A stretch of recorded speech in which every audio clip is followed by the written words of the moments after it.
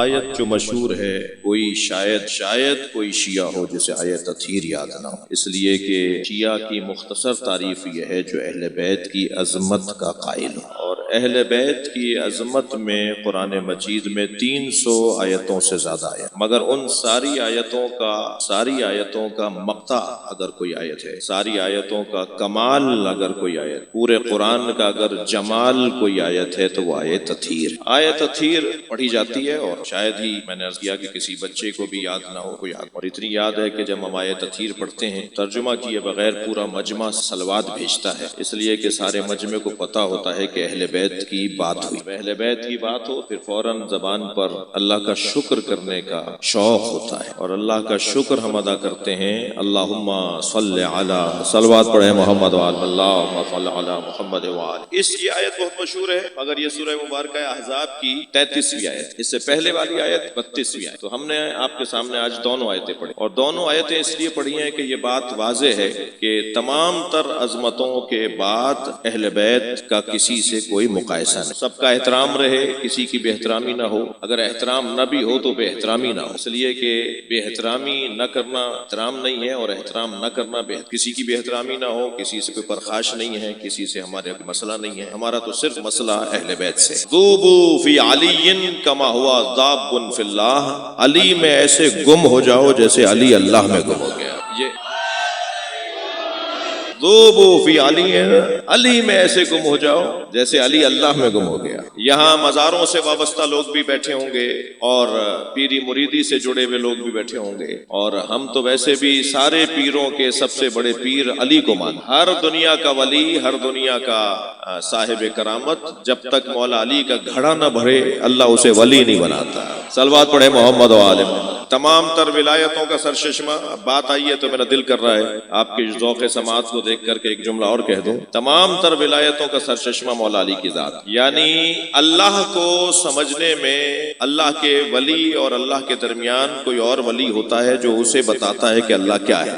یہ نبی اور علی واحد ذات ہیں جنہیں کوئی نہیں بتائے گا کہ اللہ کیا ہے، اللہ خود بتاتا ہے کہ علی میں یہ ہوں، اللہ خود نبی کو بتاتا ہے کہ اے میرے حبیب میں یہ ہوں، یعنی ڈائریکٹ شاگرد اللہ۔ لہٰذا ائمہ کے فرامین میں، ائمہ کی عظمت میں ایک باب ہے نحنو تلامذ اللہ، ہم اللہ کے شاگرد، یا اللہ کا شاگرد ہونا ڈائریکٹ جس نے اللہ سے لیا ہو، کوئی واسطہ نہ ہو۔ مجھے اور آپ کو تو اللہ سمجھنے کے لیے کبھی سورج کو دیکھنا پڑتا ہے، کبھی چاند کو دیکھنا پڑتا ہے، کبھی نظام شمسی کو دیکھنا پڑتا ہے، کبھی پودوں اور پھلوں اور پھولوں کو دیکھنا پڑتا ہے، اور پھر یہ دلیلیں جو بکھری ہوئی ہیں کہ اللہ ہے، ہمیں ان چیزوں سے اللہ سمجھ میں آتا ہے، مگر وہ ان چیزوں سے اللہ نہیں سمجھیں گے جو ان چیزوں سے پہلے خلق کیے گئے۔ ابھی کچھ نہیں تھا، اور اگر تھا تو محمد کا نور تھا اور علی کا جلوہ تھا۔ لہذا یہ آیت جو آیت تطہیر، یہ آپ سب پر روشن ہے۔ اس سے پہلے والی آیت وہ ذرا سنیے، کیونکہ ایک ماں کی مجلس ہے اور ایک کامیاب ماں کی مجلس ہے۔ کامیاب ماں کیسے کہیں گے؟ میں نے تو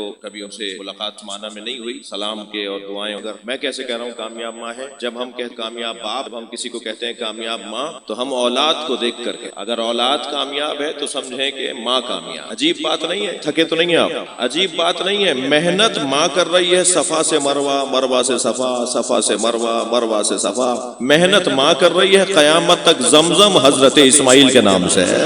محنتیں ماں کی ہیں اور نام بیٹے کا رہے گا۔ زمزم حضرت ہاجرہ کی محنت پہ نکلا ہے، مگر منسوب ہے حضرت اسماعیل سے۔ ماں باپ محنت کرتے ہیں، نتیجہ اولاد لیتی ہے۔ اور یاد رہے، جو لوگ سبیلے پینے کو بدعت کہتے ہیں، ان سے صرف ایک جملہ کہہ دیا کرو، تمہیں سبیلیں بدعت نظر آتی ہیں تو مکے سے زمزم لا کے کیوں بانٹتے ہو؟ اللہ کو منوانا خوب آتا ہے۔ صلوات پڑھے محمد وآلہ محمد۔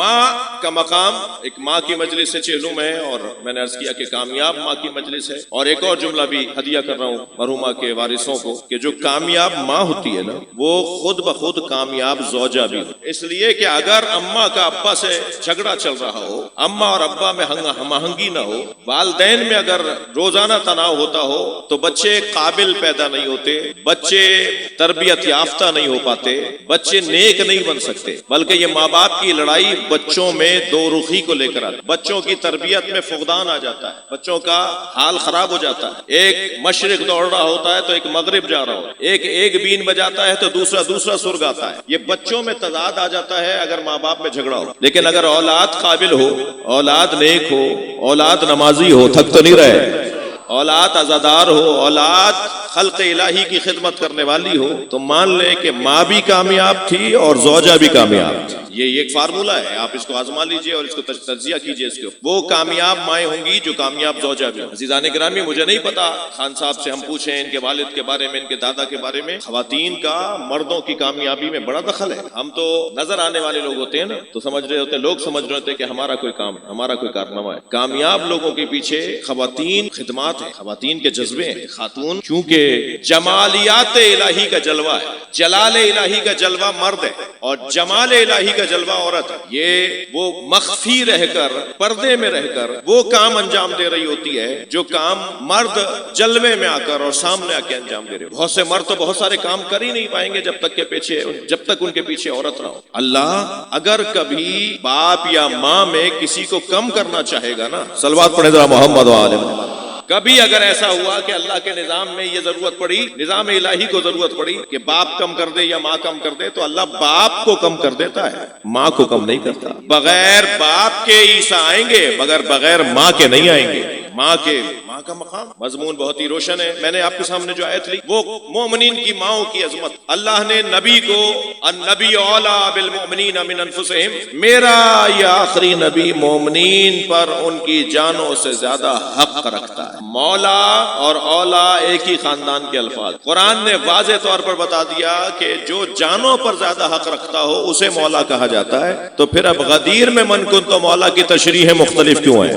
وہی تشریح کرو جو قرآن نے بیان کی ہے۔ اور میں اسی مقام پر یہ جملہ بھی کہہ دوں کہ مجھے تو تعجب ہے ان لوگوں سے جو مولا کے 17 معنی کرتے ہیں کہ یہ مراد نہیں ہے، وہ مراد ہے، اور وہ مراد نہیں ہے، یہ مراد ہے۔ ہم کہتے ہیں آپ کو حق ہی نہیں ہے کہ مراد بدلیں، مراد وہی ہے جو نبی نے کہی ہے۔ اور نبی نے کیا کہا ہے؟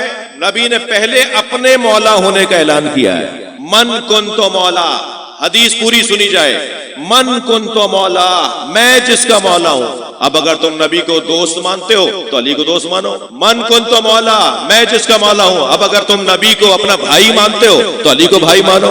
من کنت مولا، میں جس کا مولا ہوں، اگر نبی کو تم پڑوسی مانتے ہو تو علی کو پڑوسی مانو۔ من کنت مولا، میں جس کا مولا ہوں، اب اگر علی تم نبی کو حاکم مانتے ہو تو یہ تو اپنے اپنے ذوق کی بات ہے، تم کیا مانتے ہو، تمہیں مبارک ہو، ہم تو نبی کو حاکم مانتے ہیں۔